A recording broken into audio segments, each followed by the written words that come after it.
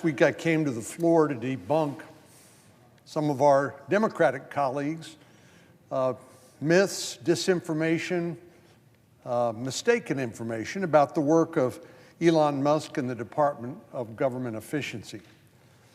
You know, Ronald Reagan liked to say facts are stubborn things. And it's important to talk about the facts because hopefully, even in Washington, D.C., we can agree on the basic facts. We may have some different interpretation, different policy preferences, but facts are facts are facts. Well, today I want to do the same thing about Republican efforts to extend the upcoming expiration of the Tax Cuts and Jobs Act, or what is sometimes called the Trump tax cuts, through the budget reconciliation process. Now, I don't blame the American people or anybody else from listening to all of the process we talk about and just their eyes glazing over and just tuning us out. But the truth is this, because if we don't extend the expiring provisions of this tax bill that we passed back in 2017 during President Trump's first term, a vast majority of the American people will experience a tax increase. And that, of course, is on top of 40-year high inflation during the Biden administration. So, you know, I guess nobody likes to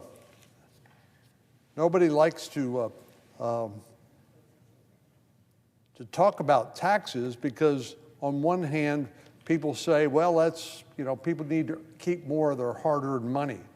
On the left, what they like to say is you're giving billionaires a tax cut and leaving average wage earners and working families high and dry. And the truth is, the Tax Cuts and Jobs Act bill that we passed in 2017, the individual rates that will expire at the end of this year, if we don't continue the current policy using the budget reconciliation process, 62% of American taxpayers will experience a tax increase. That's not just millionaires and billionaires, that's everybody across the income spectrum. Well, on the left, our Democratic colleagues, some of them have been claiming that extending these tax cut provisions, as I said, will benefit the very rich at the expense of the rest of us. Our colleague from Massachusetts, Senator Markey, said, quote, instead of fighting for working people, Trump is selling them out to give billionaires tax breaks. There they go again. And to no surprise, our colleague from Vermont, Senator Sanders, accused President Trump and Elon Musk of being oligarchs. Oligarchs. He went on to say, and I quote, the oligarchs, that's the very rich people who've accumulated massive wealth primarily in Russia and in Europe. But he said the oligarchs with their tremendous resources are waging a war on working class of this country. The needs, the concerns, the ideas, the dreams of ordinary people are simply an impediment to what they, the oligarchs, are entitled to. Well, this accusation, if true, would be serious, but it's not true. Representative Neal from Massachusetts on the other side of the Capitol went so far as to describe the Trump tax cuts as reverse Robin Hood scam. And the list goes on and on and on and on. It's almost as if there is a concerted or orchestrated effort to use disinformation and propaganda to try to prejudice the American people against what it is we need to do in order to avoid this huge tax increase on the vast majority of Americans. But let's set aside for a moment the fact that President Trump won this last election, promising to do what? Well, to extend the tax cuts that passed in 2017. We know before COVID hit, our economy was hitting on all cylinders. All cohorts of the population, African Americans, Hispanics, everyday working Americans were experiencing record high levels of employment, and the economy was the best it's been in my lifetime. Well, we know what happened these last 4 years. We know that Bidenomics, or Bidenomics as they like to call it, I don't know why in the world President Biden embraced the name Bidenomics, because it was associated with just so much misery and pain and a reduced standard of living by average working class families across the country. But we know that inflation, again, the 40-year high inflation that we have experienced in the last few years, has a disproportionate effect on low-income families. Now, that's no surprise, because your purchasing power, if you're on a fixed income or if you're just getting by paycheck to paycheck, the more inflation goes up, the more everything you buy costs.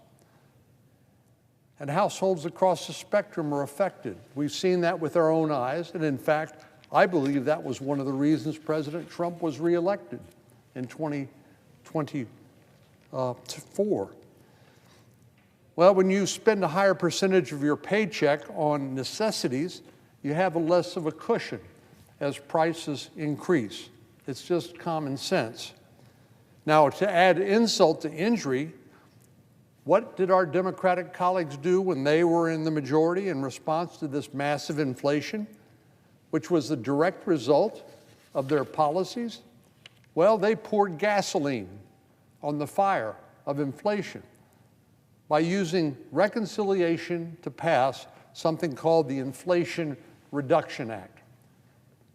Well, hold that thought for a minute, because the Inflation Reduction Act, even at the time it passed, was evaluated and calculated not to reduce inflation.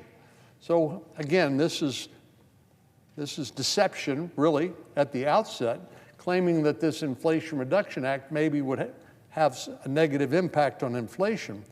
But President Biden himself later admitted it, quote, has less to do with reducing inflation, close quote. That's what President Biden said, and was full of even more spending. Well, Milton Friedman, the Nobel Prize-winning economist, would say the main cause of inflation is too much spending.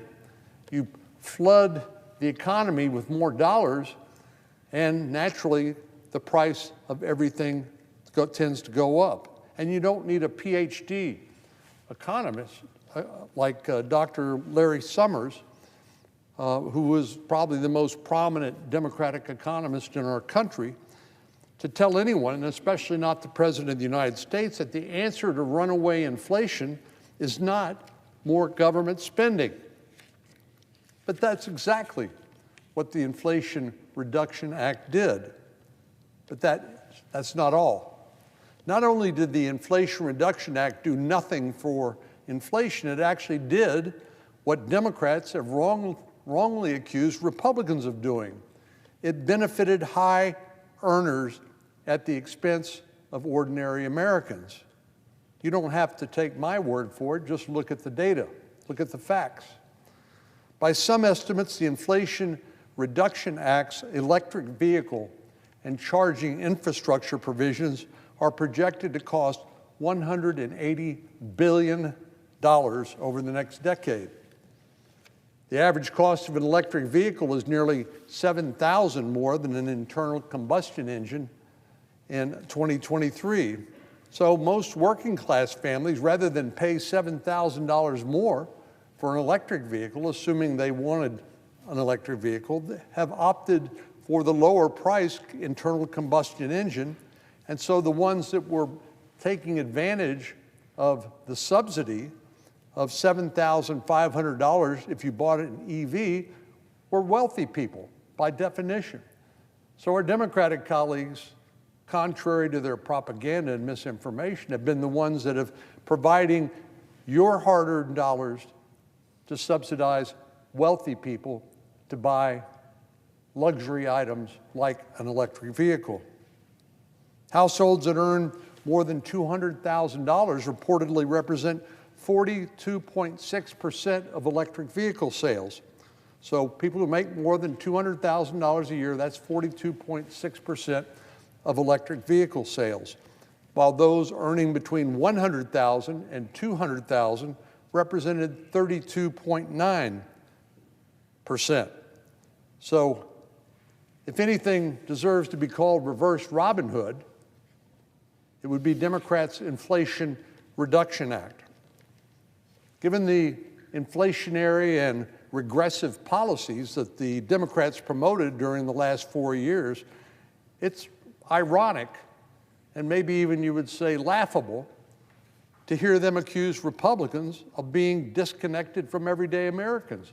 The reason why Republicans won the majority in both houses and President Trump was reelected is because he connected with the concerns of everyday Americans, and particularly their concerns about the overspending and inflation, not to mention the border.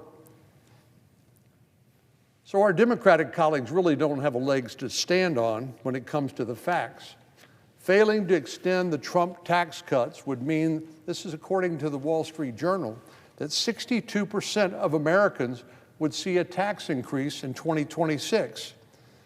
On the other hand, extending the tax cuts would result in a 3.4% increase in after-tax income in 2026 by some estimates. In the 2 years after President Trump signed his tax cuts into law, median household income grew by $5,000. That's more money to spend on the necessities of life. And in the same period, real wages grew by nearly 5%. Again, Madam President, those are the facts. You would think that the facts would be something we could agree on, and then we can talk about policies.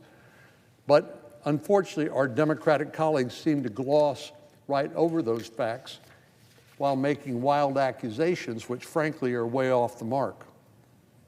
Contrast this with President Biden's policy, slapping working families with an effective pay cut. With higher prices for food, gasoline, and other necessities, inflation-adjusted disposable income per capita during the Biden presidency went down 7.7%. No wonder people felt squeezed, particularly if you were relatively modest income or you were senior on a fixed income. Your purchasing power went down 7.7%. The stark reality and the fact is, if Congress fails to extend the Trump tax cuts that expire at the end of this year, the average family of four making $75,000 a year will face a $1,500 tax increase next year. Working families will see the child tax credit cut in half. So the facts are pretty obvious, as plain as the nose on your face. Extending the Trump tax cuts will actually benefit working families, and doing nothing, which is what our Democratic colleagues seem to want, will make them worse off. In the end of the day, we work for the people we represent in our respective states, and certainly the voters in Alabama and Texas and in the majority of the country have made their preference clear. President Trump campaigned on extending these tax cuts. Republicans in the House and the Senate did the same, and we were rewarded with majorities in both houses and President Trump with being reelected to the White House. Working families in Texas and across the country voted for the president and the political party who they thought would benefit them the most, especially their pocketbooks and their standard of living. And they voted resoundingly for President Trump and congressional Republicans.